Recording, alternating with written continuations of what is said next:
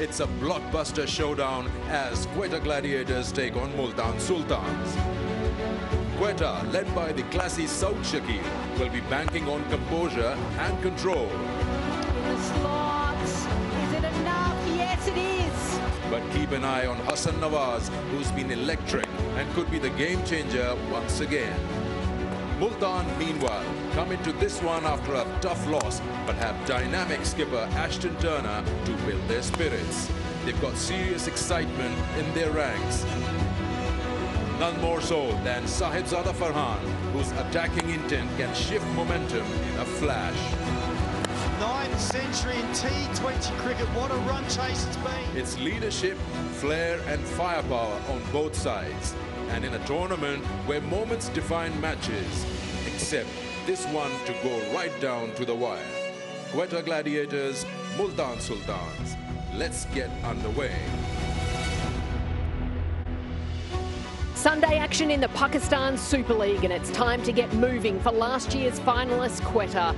Saud Shakil's men may have topped the table in PSL 10, but the 11th edition is proving to be a different challenge. The revamped Sultans started their new era with a bang, back-to-back wins before they were stopped in their tracks by the reigning champions. It means we've got two teams desperate to get back to their winning ways. It's match 13 at the HBL PSL, the Gladiators against the Sultans. Hello and welcome to our coverage. I'm Nerily Meadows, Nick Knight and Amir Sahel alongside me. Nighty, an interesting challenge for the Multans. They've got 4 games in 6 days. They've got to play again tomorrow against the Pindies. How challenging is that period, do you think? Well, if you're playing well and you're winning, perfect, roll on. You want to keep playing, don't you? If you're losing, well, perhaps that's not quite as ideal. We have been standing and looking, trying to see who's warming up and who's playing, because your point's a good one. 4 in 6 days, Peter Siddle, is he going to play? He might want to rest at some point. I'm going to say that about you Aussies. Even he might want a little rest at some point, and that's fair enough. So they're just going to have to manage the team a little bit. Multan Sultans, they're going to want to bounce back because they played some decent cricket, but not quite good enough in that last game. 41 years of age, Peter Siddle, and as you rightly mentioned, we're yet to see him out there warming up, so watch this space potentially. Amir Sahel, on the same pitch that Sultans were battered by the reigning champions, Lahore. What are the learnings from that one, which was a rain-affected match? I think apart from Peter Siddle, no bowlers have been able to make their mark at the moment for Multan Sultans. And if they are struggling with their fast bowlers, I would suggest that they should either play Shamsi or Faisal Akram. When you talk about T20 cricket, the idea is to force batters to play the ball late. Because when I say play the ball late, when you're looking to heave the ball in the air, you have to meet the ball early. And if you have variety like this, Shamsi, Faisal Akram, and then Momin Qamar, play them. Force the batters, challenge them. So I think this is the change they need to make. On the flip side, Quetta yet to pass 185 as a total. So is this the attack that's perfect for that total to increase a little, shall we say? I think Quetta's first and foremost consideration is runs, big runs. I mean, 180 is a good score in the T20 game, not on that pitch. Not on the pitch that we're going to play on again tonight. I mean, it's runs for fun. And so you've got to be almost 200, 220. That is more par. If you're 180, you're actually below par, and that is causing a problem for the bowling attack, because however well they bowl, if you've got a batting unit that's playing well, you're going to chase down 180, and that's been part of their problem. The other issue, narrowly, is they've got 2 wonderful bowlers, you know, the mystery spin, Usman Tariq, and they've got Abrar as well. The problem is that they're being slightly negated because their runs are not on the board, and batters can just play them around, knock them about. They still want you coming at them, but unfortunately haven't quite got the runs on the board. Also, from a bowling perspective, just the 2 wickets in their last game against Islamabad United. Also dropped 7 catches so far this tournament. What do they need to rectify from a bowling perspective? I think, like Nick suggested, that they need batters to come at them. When you talk about Usman Tariq and Abrar Ahmed Alegi. Fast bowlers, they have really struggled for them. They haven't been able to create that beginning where spinners could come and dominate the game and give control of the game to the captain. So I think they need to sort out their bowling. Yes, Tom Curran has done well as an all-rounder, but you cannot expect him to actually pick up 5 wickets. You need somebody with a new ball who could actually set the tone of the game in their favour. I feel a bit for the bowlers. I know we're former batters here. We're in a batting union here. But I feel a bit for them because of the pitch. And when your side is not plus par or par, bowlers are trying too much almost. There's a lot of wides. There's a bit of lack of discipline. And that comes because you're under pressure. You can't just settle down and bowl a spell. You're constantly searching for wickets, and that creates pressure. That creates errors. So I feel a little bit for both these bowling units. See, you felt for the bowlers, but the thing is, batting has evolved. But these bowlers, they are not learning how to go about the job in T20 cricket. Yes, you know, when you talk about senior fast bowlers, they'll ask you to bowl straight and try and bowl Yorkers. You can't bowl 6 Yorkers, can you?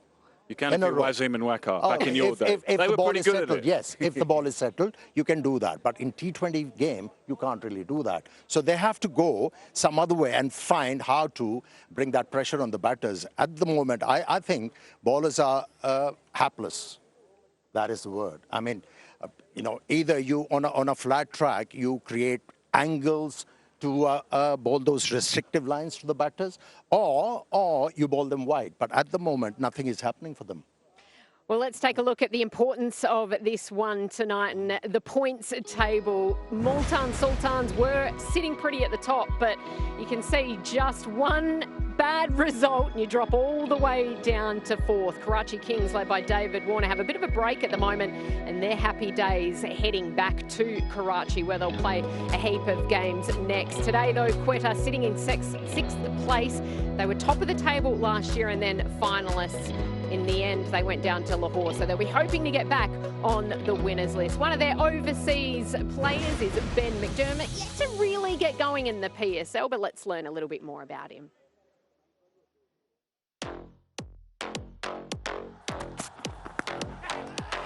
I think it gives me a massive advantage when I'm wicket keeping for my batting. It's a great way to look at the wicket and look at the conditions from right behind the wickets and what batters are doing well and what's working for them and little cues that they might be doing. It's probably a little bit of a cheat code sometimes, I guess, from when you're standing out in the outfield and watching the batter and the bowler. You know, when the crowd's not quite there or a little bit quiet, it's more important for the wicketkeeper to be bringing that energy. So, yeah, hopefully I can do that as well. Yeah, I think for me now, it's more all about trying to play for Australia as much as I can. I mean, I've got a little taste of it. Haven't really locked down a spot in that Australian team. So yeah, these are really good opportunities for me to, you know, get back into the limelight and get back playing for Australia. Hopefully, that's my main goal. When you come from Australia, you sort of change your technique a little bit to suit the conditions. You've always got to keep adapting and keep getting better and changing things. And this year was no different, and sort of the lead into this competition. So tweaked a few things, and I'm hoping that they can, you know, do well and serve me well throughout this competition.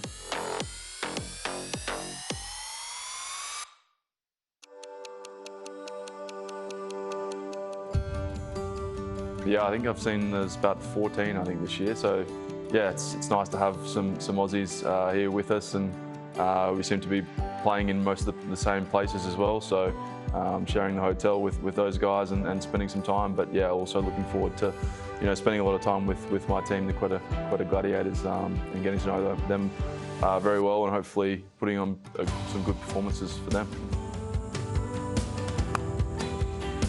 There's a few. I think we've got a really good spin contingent. Bra, Usman Tariq, and some nice batting options as well. So really excited to join those guys and some fellow overseas players as well. I think winning games for Quetta, that's the main thing.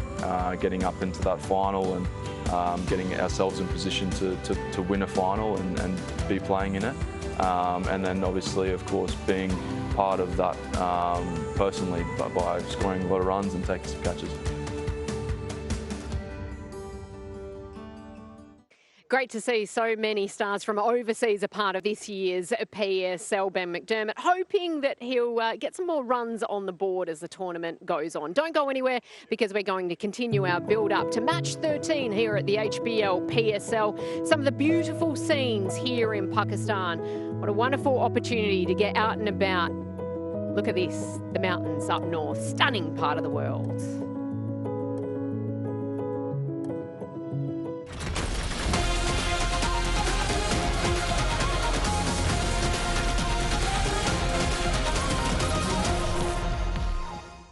Welcome back to the HBL PSL coverage of match 13, the second last match in Lahore before we head for a stint in Karachi. Amir Sahel alongside me. The Quetta Gladiators, it's their young guns, their local young guns that are standing up. Shamal Hussain has been brilliant with 9 sixes so far and enjoys taking on the quicks. How's he going to go tonight against Multan? I think he's got the talent and he's got the know-how how to go about the job. He's got that game awareness, and I think he's sort of a player who's hungry for his runs. Yes, he has expressed himself. He has announced that he's a talented player, and I think he is one cricketer who likes to be consistent. And I think he's going to score heavily in this game because this pitch looks like a belter. And he is a young gun that seems to have a different approach depending on the game situation, which is what you want to see early on in a career, isn't it? Well, what I want to see when I see, and we saw it with Samir actually last night, what I want to see is decision making. They've all got talent. They can all hit the ball out of the ground. They've all got big bats and they've got power. That is almost a given these days with these guys. What isn't a given is, are you going to put all those shots in the right order? And are you going to be able to do that consistently? That's the bit I look for. And if you can, you're going to score consistently. And that's what we're seeing with some of these young guys now. Hassan Nawaz, the player of the tournament last year, back-to-back 50s, despite the loss to his Lama Bud. How's he going tonight, do you think, Amir? You mentioned about him scoring heavily in the last HBL PSL, but you know, he got lost in translation. When he was featuring for Pakistan, he was looking to hit every ball out of the park, and he was worked out. He was out of favour with the Pakistani selectors. He lost his place, but he has learned a lot. You know, when he was featuring in local domestic T20, he was playing with the right idea, right approach, and we have seen, especially the last innings, he was there for 15 deliveries and he never attempted a rash stroke. So it tells you that he has learned a lot, and he's hungry for runs and he's there to deliver. It's the young guns who are stepping up, but the overseas players, well, they're the ones that need to lift, which brings us to our expert advice.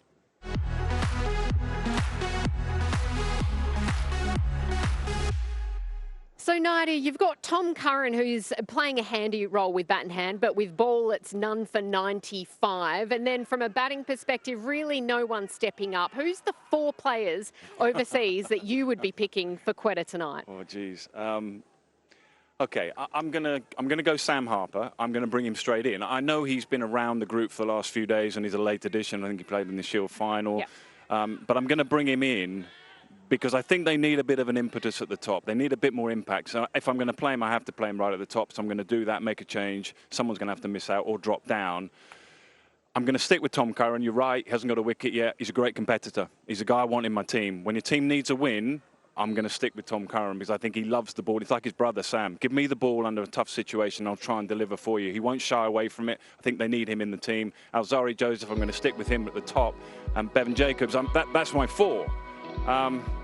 Ben McDermott, we just heard from, Ben's going to miss out for me because he's batting out of position. So I think his best strengths are being not really utilised. So I'm assuming if I was picking Sam Harper, he has to bat up the top. Otherwise, don't pick him. So it's a little bit the same with Ben McDermott. There's my 4. Was that 4 or 5? That was 4. That was perfect. Riley Rousseau is the man who missed out on the last game as well. Has had some great form in the PSL overall, but he's got a bit of a niggle. Amir, do you agree with those 4? Yes, you know, if you talk about Sam Harper to open the innings, South Shakil has to come down.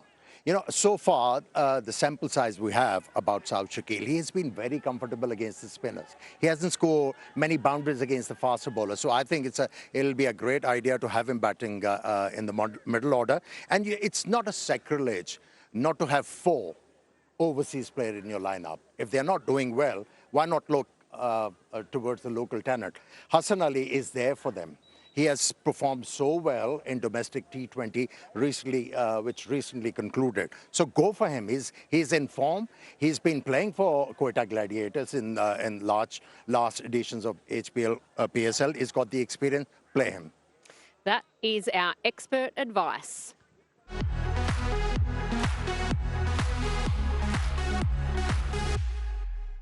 We mentioned Tom Curran. Let's hear from him now.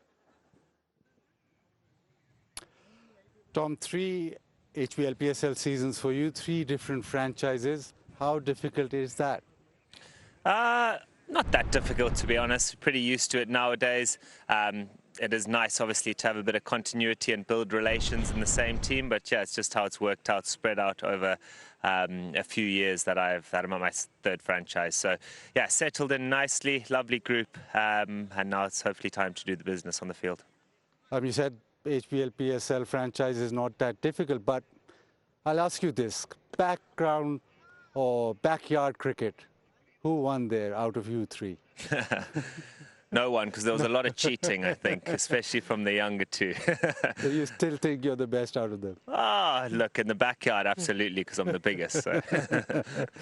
What's the general perception of playing HBL PSL? Is it difficult for the bowlers, or is sort of better you're a fast bowler, or does it not really cater to fast bowling? No, it is difficult. It's a hard tournament, you know. There's good wickets, small fields, and obviously wonderful players that you're coming up against. So it's a massive challenge, but, you know, one that I think players look forward to, because, you know, you come here and do well, and, you know, it stands you in good stead for when you do play on maybe wickets that help you out a bit more in bigger grounds. So yeah, look, the depth in Pakistan cricket, especially in the fast bowling department, is pretty phenomenal. So yeah, hopefully we can keep doing our thing as overseas players and contributing to some wins. Yeah, we're brilliant in the Big Bash, but coming here then adjusting to these surfaces, does that take time, or you already know what to expect? Look, sometimes it can take time, but I don't think it should. You know, it's up to us as professionals to be able to adapt pretty quickly on the day, or, you know, and coming into these tournaments. I mean, traditionally the wickets have probably not been as bouncy here as I remember, but yeah, look, it's been probably favouring the spinners a bit so far. But, you know, it's obviously a nice challenge, and one hopefully we can put right in these coming games. Thank you very much for your time. Pleasure. Plays so much cricket all over the world, does Tom Curran. You've seen him a lot. When he's at his best, what's he doing well, Nighty? If I was his captain, I would try and take all the negative thoughts out about no wickets and all the sort of surround stuff that goes on, all the noise that we're talking about now. Don't listen to us, Tom, whatever you say. In fact, listen to this bit, because I'm going to encourage you, because I actually think he's a really good cricketer. I think I mentioned earlier, he's a very competitive animal, loves the fight, loves to be put in a difficult situation, loves to come through it. And I think he's got all the tricks. And he's got all the tricks. And if I was captain, I'd say just go out and show how good you are. Go and show all those tricks, because this is a flat deck. You can't just keep bowling length. Go and try all the variety. Have a great night out, because you can change the game for us. That's how I would try and deal with him. Just one win so far for Quetta this HBL PSL. Can they get things back on track after such a good campaign last year? Don't go anywhere, because we're going to take a closer look at the Multan Sultans after this. As we go to the break, though, some stunning imagery from here in Pakistan.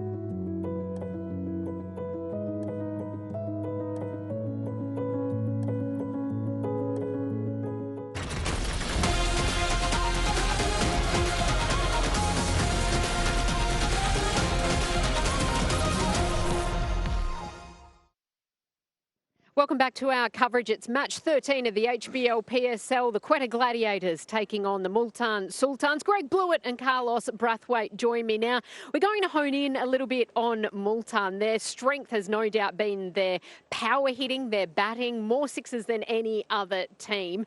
How's that going to work for them tonight against a team that only took 2 wickets in their last outing? More of the same, I reckon. If you're a batting powerhouse and you're coming up a team that's struggling with the ball, that's exactly what you want.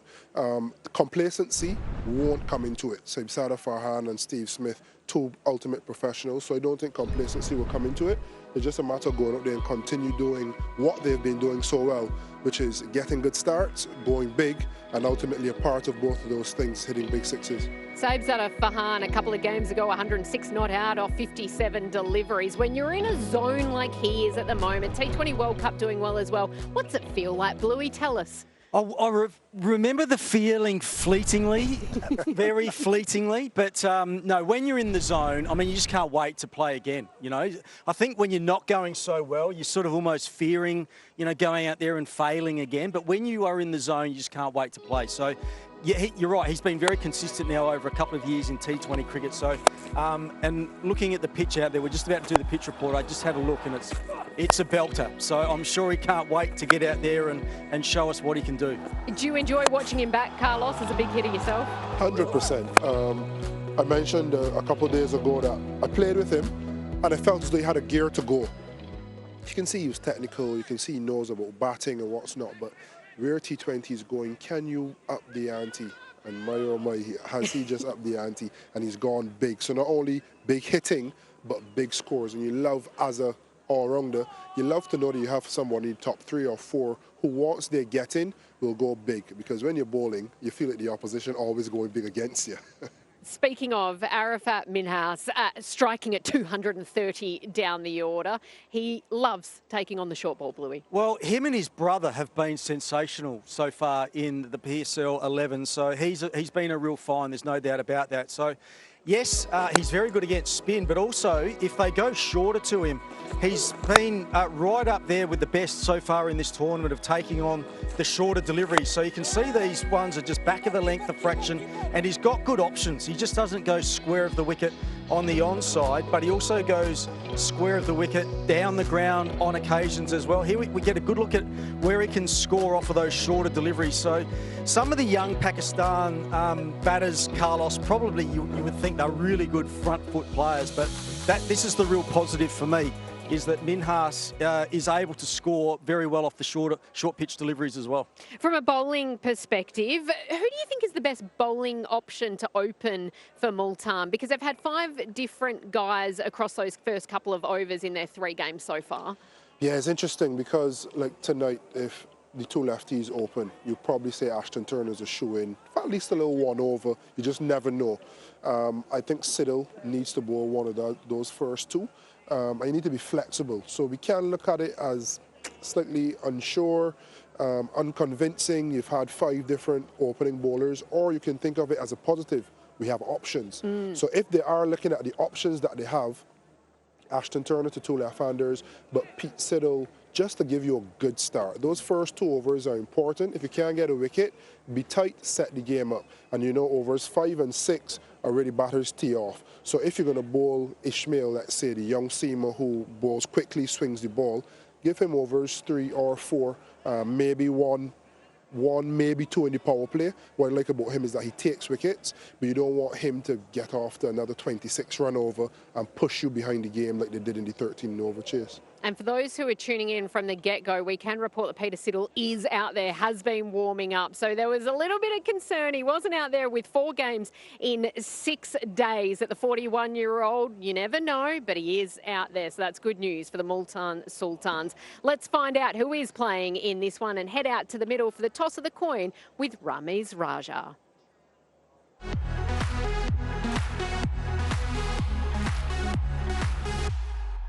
It's a pleasant evening here in Lahore as we are ready for the toss. We've got the toss coin rep here with us. He's going to hand over the coin to Ali Naqvi, who's the match referee, who's going to give it to Saud Shakil, who's the home captain, and Ashton to call. Here we go. Heads is the call. And that's heads. That's heads. Ashton, what have you decided to do and why? We're going to bowl first. Look, I think that we've seen teams win from both positions, but this looks like a nice wicket and we'll give our batters the opportunity to win the game in the second half. So what needs a fine bit of tuning then, bowling or batting? Yeah, I mean, we've played some good cricket in patches throughout the start of this campaign. Look, we probably needed to sharpen up a couple of things from our bowling and fielding performances over the last few games. But look, the confidence is high within the group. We've got a lot of guys playing some good cricket and hopefully we can continue that tonight.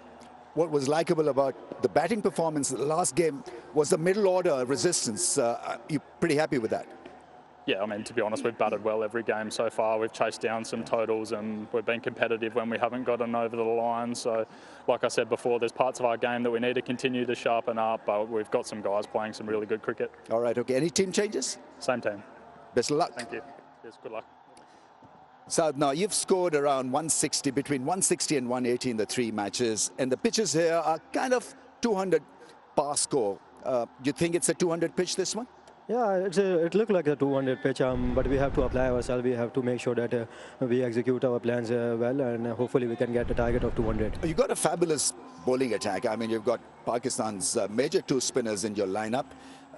They've not really been able to pick a lot of wickets. The bowling has been a bit below par. What do they need to do to be a success? I think they are bowling well, but usually teams are not taking that much chances against them. They are usually looking for the other bowlers to take all the chances. I think that's the thing, but hopefully they will get some wickets in this match. All right, okay. Any team changes? Yeah, Rosso is back. Ben is not playing today. Okay, have a good one. Thanks. Thanks very much. Right, it's Multan Sultans who won the toss and have elected to bowl.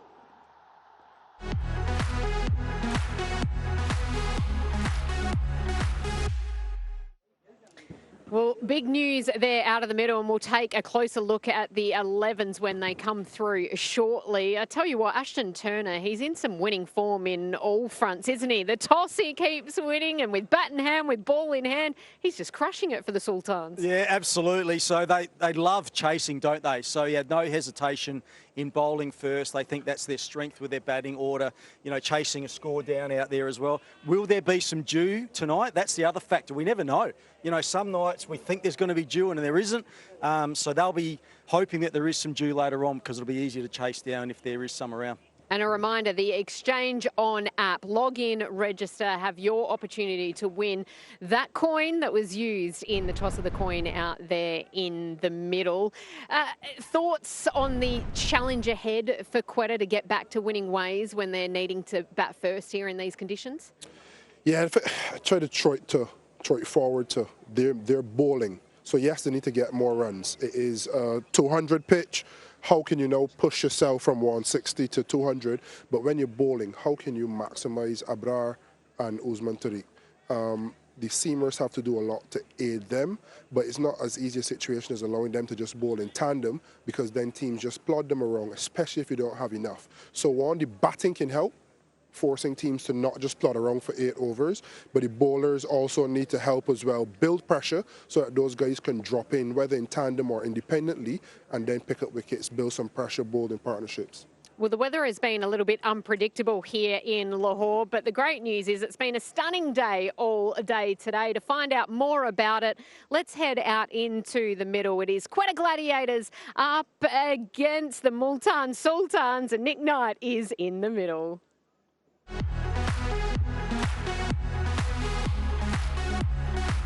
Okay, would you believe it? Just have a look down. Don't worry about me. Look at the pitch, because would you believe it? This is the 4th game. I mean, there's hardly any residual scarring. It looks like an absolute belter. I think Greg Blewett mentioned it earlier. You're absolutely right, Bluey.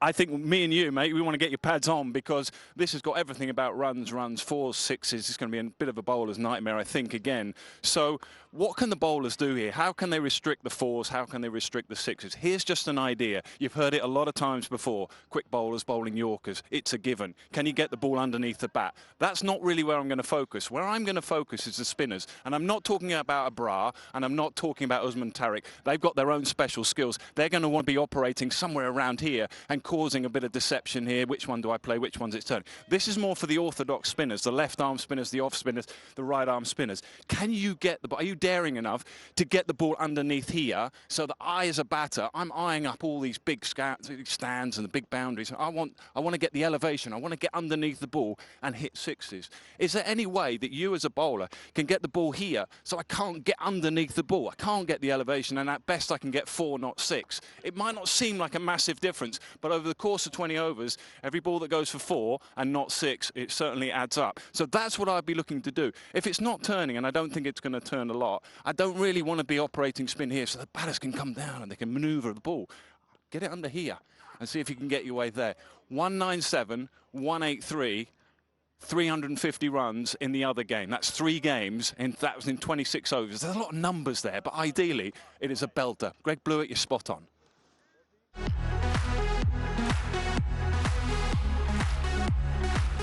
You're spot on, Bluey. I'm glad. Well, I have done a lot of pitch reports so far, and you know, so we know what we're going to get here in Lahore, and they have been largely very good batting surfaces. So the bowlers have got their work to do, and I think that's going to be exactly the same tonight. So 90, well done you as well. Oh, there's just so much love here in Lahore. Don't go anywhere, because we're going to take a look at the playing 11s after this short break. The Gladiators up against the Sultans.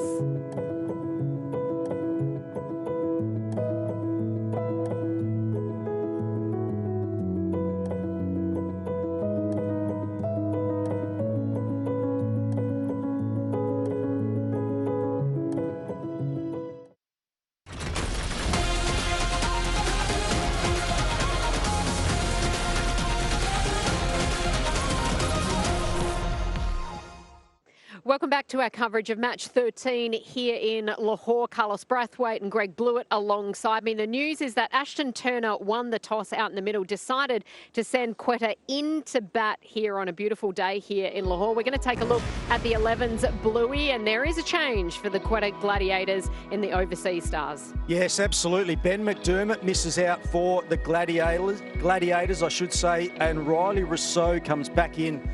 So that seems to be the only change for the Gladiators. I think that's a good move. I think Ben McDermott, to be fair, has been struggling a little bit, especially against spin in those middle overs. Riley Rousseau is so experienced here in the PSL. He missed out in the previous game because of injury. So that is the lineup for the Gladiators. Azari Joseph would be looking forward to getting out there bowling nice and fast, and Tariq, of course, is a real highlight for the Gladiators. So as Carlos said earlier, it's really important that they get some decent runs on the board. So hopefully, their spinners can expose in the run chase. Carlos, the Multan Sultans are unchanged despite a loss against Lahore. Yeah, not much to change, to be honest. You look at those top 4 or 5, maybe even 6 without the fact Minas playing the way that he's played, and you can definitely tell that that is the strength. Everyone in that top order has had a good performance already for the tournament, and then with ball in hand, the batters have been doing such a good job. It's made their job a little bit easier. Fresh-faced 41-year-old Peter Siddle leading the way with the ball, and the others playing along sack and fiddle very, very nicely, and ably led, importantly, the leadership by Ashton Turner.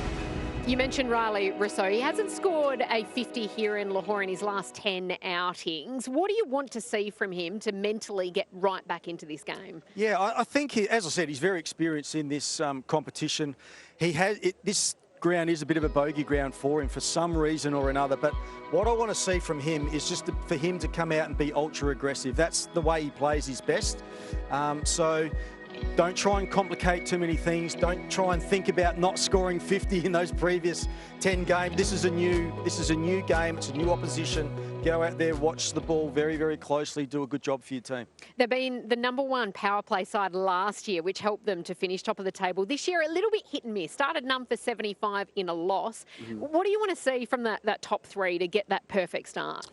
Well, I think the starting well, just continue. I think the difference between a Saib Sadaf Farhan and a Steve Smith and a Saud Shakil, they're getting off the good starts. He isn't going big enough. And the game has gone from, top order batters being able to just score 30 or 40 quickly and get out as a cameo, or getting 70 or 80 in 60 balls. So you need to be able to marry the two. Get off to a quick start, but then continue the impetus you put in the innings and go big.